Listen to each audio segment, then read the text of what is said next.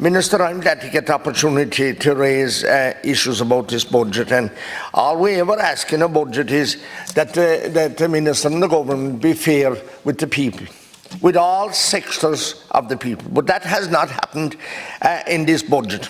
And sadly, people depending on diesel cars, petrol cars, and they have no other option, and lorrymen that are on the road day after day. He promised them all the summer that he'd help them in the budget, and he done nothing for them. He did nothing at all for them. And he is saying in this budget that whatever few pence he did give them off last May or June, that's going to end on the end of November, the end of February, the first day of March next year.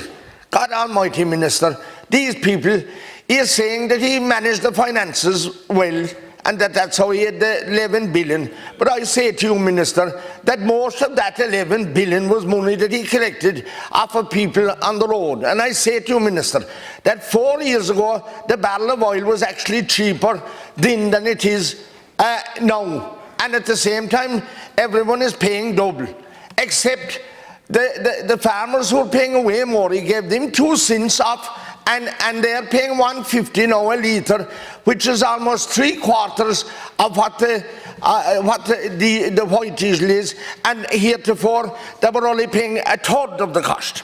The concrete levy, I told him to reconsider it. He did. He considered it a bit all right, but he is still levying 5% there, and that's too much, because, like I said, Minister, people that are buying household materials to build a house, they're paying extra VAT and tax on the materials already.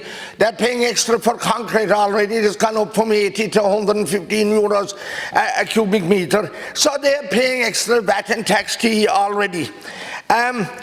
The housing Minister, even after hullabaloo and so much acclaim about the housing policy that you have, and we see where in Kerry there are 171 vacant houses, and he won't provide the funding to put them houses or voids back into production. What's wrong with you, Minister? And wouldn't that be very easy to do that? 171 houses vacant with 3 or 4 years. What's wrong with you that he won't see after that?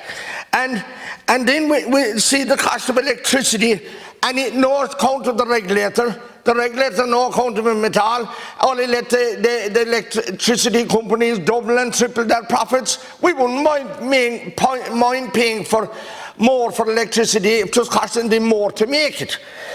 And then we see, Minister, how hard it is for some people to get payments, social welfare payments.